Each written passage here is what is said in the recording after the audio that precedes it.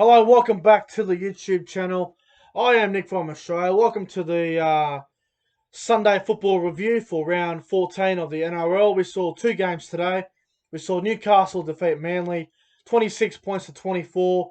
And we saw the West Tigers hang on against the Bulldogs 29 points to 28. If you're new to the channel, my name is Nick from Australia. Make sure you hit that subscribe button. Turn your notification bell on as well. So welcome to the channel if you're new around here. So yeah, let's get into the Sunday football review. Let's go back to the first game. Newcastle 26, Manly 24. This game was absolutely insane. Defense was thrown out the window here. Both teams just wanted to throw the ball around, and that's pretty much what we got. And I got to say, the first try of the game was outstanding. Cade Cuss scoring a try of the year contender, keeping the ball. I can't remember who it was. I think it might have been Brad Parker kept it in, and then Cade Cuss got it, put a nice kick in, and scored a great try. And I thought that was outstanding. And Manly got into a good lead there, and then there was a beautiful try there where Jake Trbojevic threw this beautiful short ball, and then Dalicho Evans ended up going with the I think it was Jeske who made the break, and then at that point Manly 12-0. I'm thinking, fuck, Manly might win this by more, and then Newcastle hit back with Stafford Toa in the corner, and then Kurt Mann scoring, and then before half time, Anari Chawala scoring, and the Newcastle somehow led 16-12 at half time. Very entertaining game in the first half, and then second half again, Manly again, Homer Hunt scoring for the Knights, and Manly had a little bit of a lead there, and I thought they might go on with the job, and then Manly hit back there with Jack Jajeski scoring, and then Lachlan Croker scoring a few minutes later. Manly were in front, 24-20, and then with about 8 minutes to go, Kalen Ponga with a beautiful pass to Anari Chawala again, and Ponga kicks the goal from a pretty, I wouldn't say a hard angle, but he kicked the goal, and Newcastle ended up winning the game, 26 points to 24. I thought Kalen Ponga had a really good game today. I thought he was outstanding, probably best on ground. To be honest with you, I thought Daniel Saifiti played all right too. It was his first game back in quite some time due to injury. I thought he, still doesn't look fit. That Daniel Saifiti, 58 meters is, it's a bit blah. I think I was meant to say Jacob Saifiti actually. Yeah, my mistake.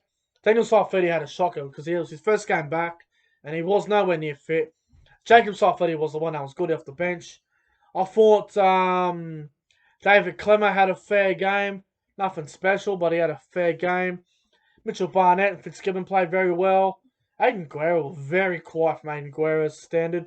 He had a very quiet game. Aiden Guerra, 57 minutes. I just thought Newcastle showed a bit more desperation when the game was on the line. I thought Manly, early on, Manly were more desperate in the first half, and then Newcastle just come good. They did well to come back the Knights, a couple of crucial errors for Manly late in that game. They I sort of panicked a little bit. They sort of got a little bit nervous when Newcastle had the lead. Last 6 minutes, Manly just got a bit nervous, and then, I thought it was a really great win for the Knights. I thought they did well to win the game. I thought for Manly, I thought Jake Trbojevic was absolutely outstanding. Probably Manly's best player as usual. It was unbelievable. I thought Paseka was really good for the Manly side. I thought, what's that guy's name? The centre for the Manly Seagulls. Tavita Funo, he played in the wing today. I thought he was really good as well. But look, it was a really good win for the Knights. It was one that they needed. Does this win for the Knights end the season of the Manly Seagulls? Don't know. I don't know. Like, if you look at the ladder at the moment, Manly are 2 games out, and they don't get Turbo back probably for another 3 or 4 weeks. So it's getting tough for Manly. Who do they got next week? The Seagulls. Seagulls next week. They play South. So interesting challenge. There'll be no Turbo for that. And then Seagulls play Melbourne, and then the Tigers. So they've got some very, very important games coming up, the Manly side. But what under Newcastle? I think they're top 8 bound. I think Newcastle have pretty much just cemented themselves into the top 8. I believe Newcastle will play finals football now.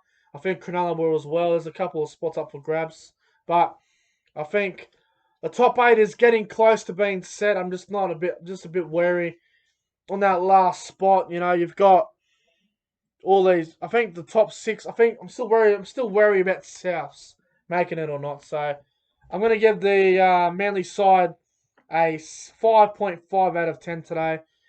I'm going to give Newcastle's performance a 6.5 out of 10. My top 3 on ground in that game. Number 3, Jake Trbojevic.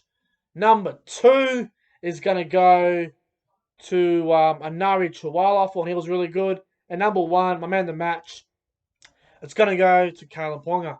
Let's go to the next game that we just seen. Tigers 29, Bulldogs 28.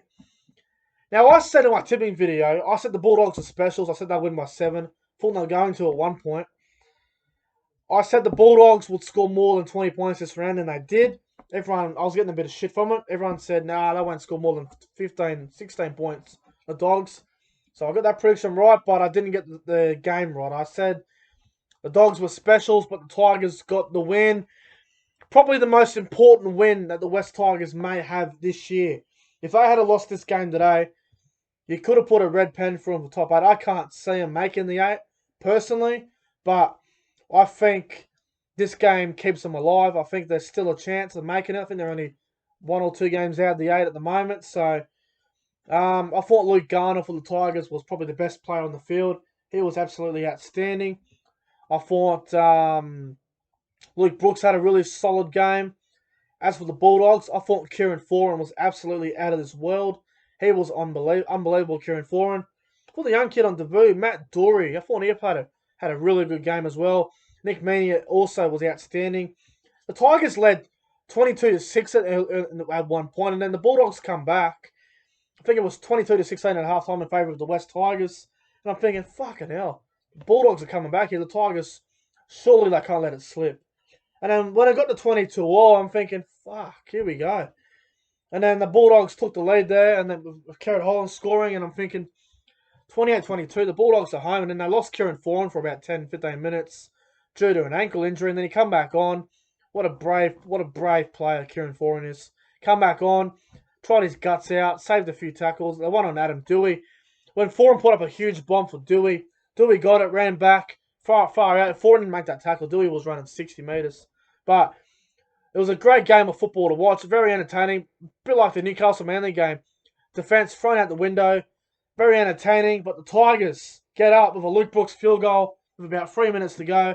Now, not really any controversy, but when Benji took a field goal, he got hit in the legs. Normally that would be a penalty, but it wasn't. But it didn't really matter because Brooks ended up kicking the field goal and winning the game. But when the Bulldogs went short and they got the ball back, when the Bulldogs got the ball on the wing when they went short kickoff, was that a high tackle on the Bulldogs? Should it have been a penalty? At the time, I thought it probably should have been a penalty, but at the end of the day, I think the referee, Matt Checken, I thought he handled this game very well, and that's why I think he's the best referee in the whole rugby league community. I thought Matt Checken handled some of the 50-50 decisions in this game very well. You know, Bulldogs, a couple of the fans are pretty upset about how that wasn't a penalty when they went short and they got hit in the face. But look, I thought they were going for the ball, but I wouldn't have been surprised if it was a penalty. But, you know, a very entertaining game of football to watch on a Sunday afternoon. Defence thrown out the window. The Tigers get a win over the Dogs, 29-28. I'm going to give the Bulldogs' performance today a solid 6.5 out of 10. I thought they were great. They did well, the Dogs, and unlucky not to win. I'm going to give the West Tigers' performance a 7 out of 10. They did enough to get the job done. My top 3 on ground for this game. I'm going to go... Geez, it's not easy to go with top 3 on ground in this one because there were some bloody good players. Number 3 is going to go to Luke Brooks. I thought he was good. Pretty much won the game for him with that field goal. Number 2 is going to go to Kieran Foran. Thought he was out of this world. And number 1, my man of the match in this one, is going to go to Luke Garner, Tigers back row. I thought he was good. Also, honourable mention too to the Bulldogs fullback, Nick Meaney, and the West Tigers centre, Moses Mbye. I thought those 2 players were both really good as well. So just want to give a quick mention of that. But anyway, guys, I'm getting out of here. Hope you guys enjoyed the Sunday football review. Hope you guys enjoyed the Sunday football in general. Both games were very high scoring and very entertaining. Anyway, guys, I'm getting out of here. The Team of the Week video will be out most likely tomorrow morning. So I'm getting out of here. Until then, guys, make sure you guys go ahead and like, comment, and subscribe to the channel. Turn the notification bell on. I'm getting out of here. Hope everyone has a great night, and I will see you guys tomorrow morning for my round 14 Team of the Week video. Have a good one, guys.